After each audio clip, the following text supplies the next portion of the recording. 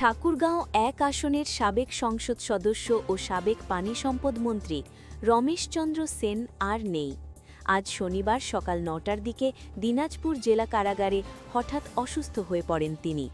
দ্রুত তাকে Dinajpur medical college হাসপাতালে নেওয়া হলে সকাল ৯টা ২৯ কর্তব্যরত চিকিৎসক তাকে মৃত ঘোষণা করেন।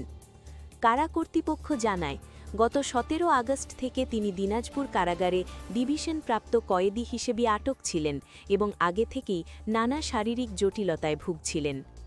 ১৯৪০ সালের ৩০ এপ্রিল জন্ম নেওয়া রমেশচন্দ্র সেনের বয়স হয়েছিল ৮৬ বছর।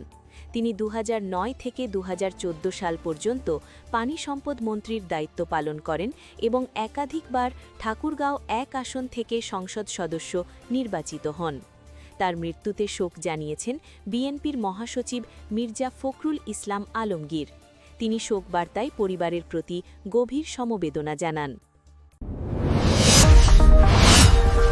Subscribe now for daily news and updates.